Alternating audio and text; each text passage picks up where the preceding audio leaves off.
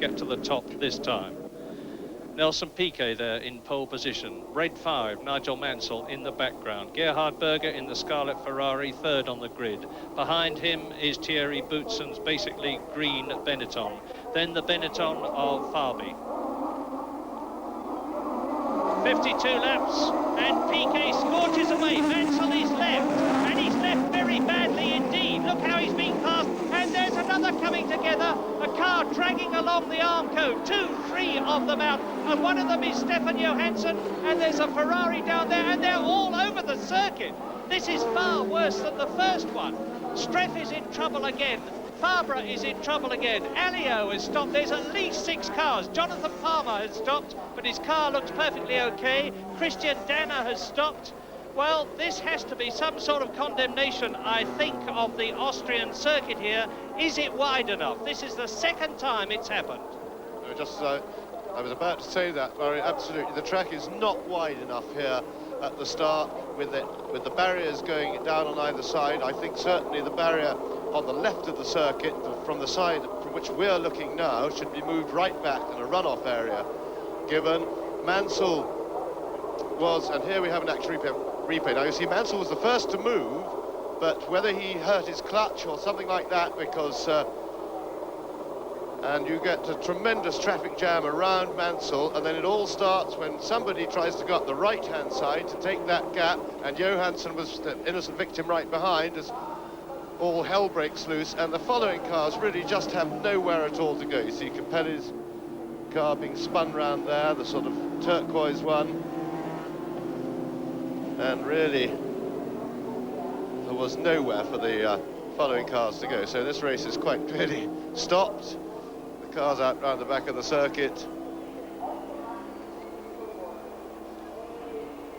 and really a very big mess indeed on the start-finish line. Now, might this be a lucky break for Nigel Mansell, because he'll be able to get into the spare car, and quite obviously he was in big trouble then, so it may just be that Nigel's luck has turned, because he's going to get a third chance at this race. But this was a race that looked to me as if he'd lost it on the start line. So after the appalling luck he's had in the last couple of races, let's just keep our fingers crossed for Nigel and hope that he's getting a break in the other direction this time for a change. This, I regret to say, is a condemnation, and an extreme one, of an absolutely farcical situation that can develop. 26 Grand Prix cars start a race, they get a few yards and have to stop. They take a long time to reform. People come out in their spare cars only for it instantaneously to happen again. But it's happened, and in the middle of your pictures you can see a knot of people trying to disentangle the march of Capelli and the AGS of Fabre, and I would be surprised if either of them restart this time, because they must surely have used their cars up as under the yellows, and as into the background you saw Ayrton Senna going into the...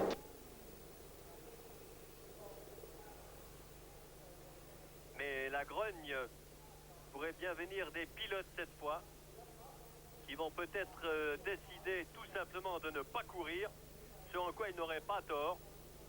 Il y a plusieurs années que l'on sait que ce circuit, par ailleurs très beau par son tracé, est dépassé.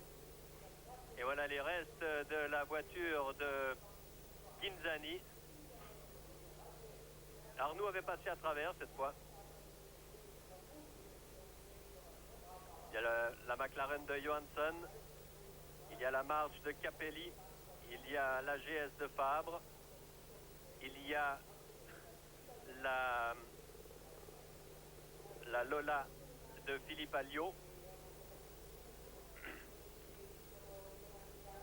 Et cette fois, je crois que les deux Tyrrell, en tout cas celle de Palmer, car elle est là, n'ont pas été prises. Comme elles étaient en dernière ligne ou dans les dernières lignes, elles ont pu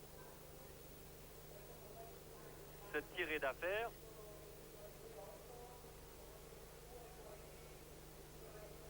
Tandis que ici la GS de Fabre est en piteux état.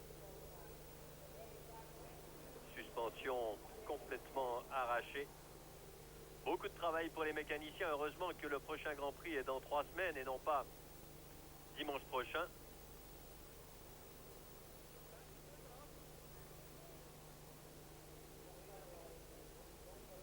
On revoit.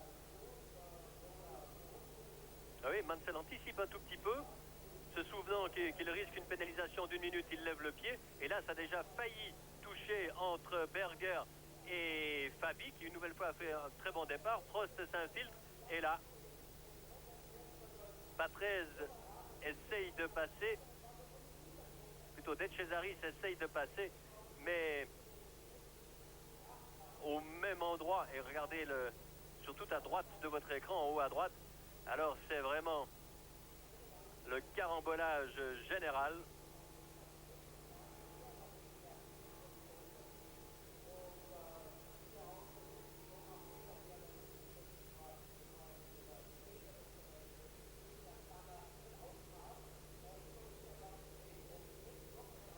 Et à nouveau, les dépanneuses, ici le Zella de Alex Caffi. Très sérieusement touchée elle aussi. Et on constate que les chronométreurs, vous en voyez un ici, de Longines Olivetti, reviennent immédiatement. Vous voyez cette petite boîte, eh bien c'est l'émetteur qui, branché sur une fréquence particulière, donne un signal au passage de la voiture. Lorsque la voiture franchit la ligne magnétique, la bande magnétique qui sert de ligne, ce qui permet d'avoir un chronométrage et des prises de temps absolument parfaites et optimales.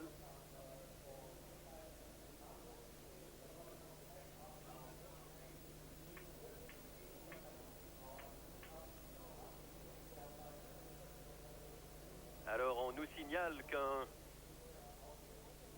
pour l'instant, on nous signale qu'un nouveau départ devrait être donné d'ici une demi-heure environ. Je ne sais pas, je m'en réfère totalement bien sûr aux responsables du programme qui n'ont pas la tâche facile afin de savoir comment l'ordonnance du programme va être modifiée. Je demanderai à mes amis de la régie, à moins que nous ayons des informations ici, rien de spécial. Et je ne sais pas comment nous allons programmer ce Grand Prix pour autant qu'il ait lieu. Ce qui n'est pas sûr. Les deux Williams sont en tout cas sur la grille de départ. Mais cette fois, l'attente devrait être un peu plus lente. Alors je demande à Genève de me donner quelques informations.